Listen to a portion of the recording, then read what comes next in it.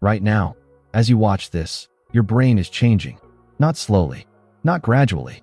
It's being reshaped, rewired, and quietly weakened by things you do before breakfast. That's not a metaphor. That's neuroscience. Most people think brain damage only happens after an accident or a disease. But researchers now suggest that ordinary, everyday habits, the ones that feel completely harmless, may be doing something far more serious to your mind over time. And the scary part? You won't feel it happening. Neuroscientist Dr. Daniel Levitin once wrote something that should stop all of us cold. The brain is not a computer. It's more like a living ecosystem. And like any ecosystem, it can be slowly poisoned without you noticing until it's too late. Today, we're breaking down 5 ways your brain is being destroyed every single day and what you can actually do about each one. Stay till the end, because point 5 is the one almost nobody talks about, and it could be the most damaging of all. If this sounds like something your brain needs to hear, hit that like button right now, drop a comment, share this with someone who needs it, and subscribe so you never miss what we put out. And please, don't skip any part of this video. Every point builds on the last. Number 1. Sleep deprivation is literally shrinking your brain. Here's something that will keep you up at night. Ironically, when you sleep less than 7 hours consistently, your brain doesn't just get tired. It starts eating itself. That's not a dramatic exaggeration. A 2017 study out of the University of Wisconsin found that chronic sleep loss may trigger microglial cells to become overactive, essentially pruning synaptic connections that should be preserved. Think of it like this. Your brain is a city. Every night, a cleaning crew comes in, washes out the toxic waste, repairs the roads, and maintains the infrastructure. Now imagine that crew never shows up. After a week, the city still functions. After a month, the cracks start showing. After years, the whole thing starts collapsing from the inside.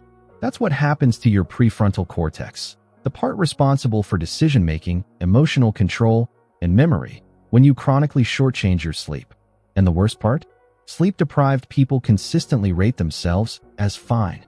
They lose the ability to accurately judge their own impairment. Your brain is too tired to know it's tired. This isn't about one late night. It's about the pattern. Number 2. Constant notifications are fragmenting your attention permanently. Your phone buzzes.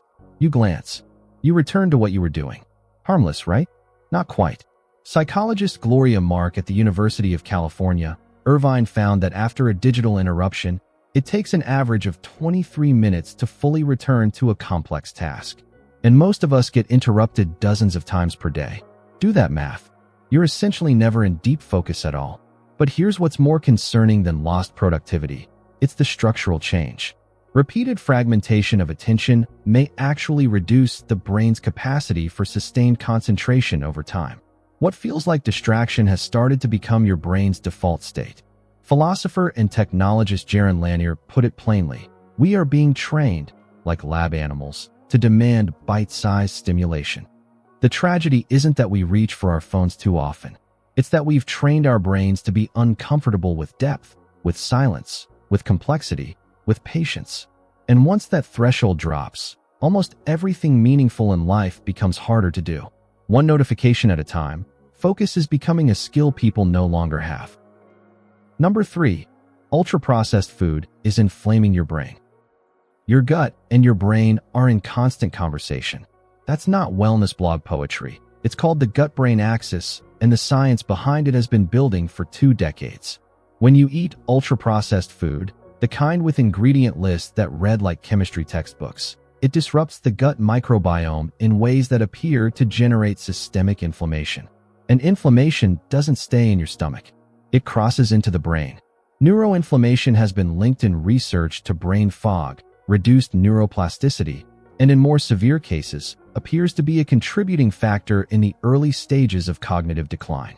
It's not that one burger causes brain damage, but a diet built almost entirely on processed food, consumed daily for years, may be doing something that accumulates quietly. Neuroscientist Lisa Mosconi, who studies brain aging and nutrition, suggests that the brain is the most metabolically demanding organ in the body, and it is, quite literally, built from what you eat. Feed it junk, and it builds itself from junk. The connection between what's on your plate and what's inside your skull is far tighter than most people want to admit. Number 4. Chronic stress is physically reshaping your brain. Stress is supposed to be temporary. It was designed for lions, not deadlines. When you experience stress, your body floods with cortisol, a hormone that's genuinely useful in a short burst and genuinely destructive in a long one.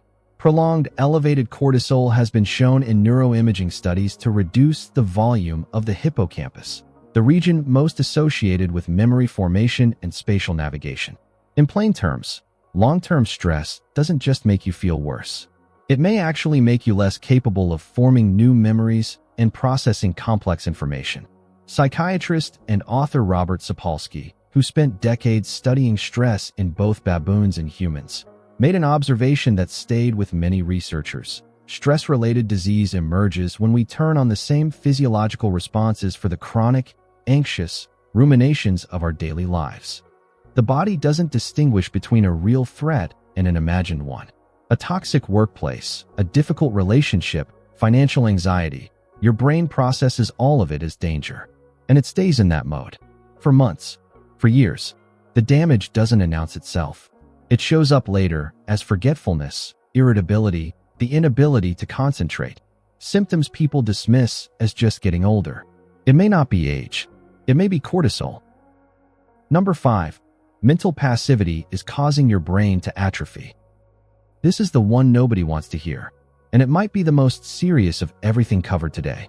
When you spend hours consuming content without ever producing, creating, questioning, or engaging, your brain is technically active, but not in the way that builds it. Passive consumption doesn't challenge the prefrontal cortex. It doesn't build new neural pathways. It doesn't strengthen working memory or executive function. Think of it like a muscle. A muscle that's only slightly engaged every day for years doesn't grow stronger. It gradually weakens. The same principle appears to apply to cognitive function.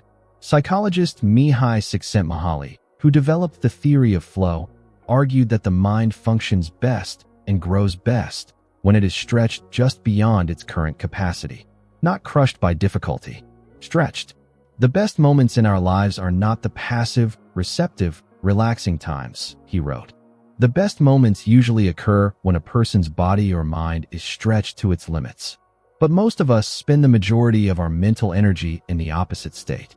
Scrolling, watching, half paying attention, never fully engaging. And slowly, without noticing, the muscle softens. This isn't about judging how you relax. It's about recognizing that a brain that is never truly challenged will, over time, lose the capacity to be challenged. That's not a theory. That's what neuroplasticity research increasingly appears to suggest. So here's where we are. Your brain is not invincible. It's not fixed. It is, as the research consistently suggests, deeply sensitive to how you sleep, what you eat, how you manage stress, how fractured your attention is, and whether you ever truly push it to think. None of these things destroy you overnight. That's what makes them dangerous. The damage is quiet, cumulative, and by the time most people notice it, years have already passed. But the flip side is equally true. Because the brain is plastic, meaning it changes, it can also be rebuilt. The same adaptability that allows it to be harmed allows it to recover. Sleep more. Protect your focus. Eat in a way that reduces inflammation. Find ways to decompress that actually work. And challenge your mind intentionally every single day. That's not a wellness prescription. That's what the evidence currently points toward. You now know what most people around you don't. What you do with that knowledge is entirely up to you. If this video shifted something for you, like it, share it with someone whose brain you care about, drop a comment below telling me which point hit hardest, and subscribe so you're here when the next one drops. Your brain built everything you've ever done. It deserves better than what most of us give it.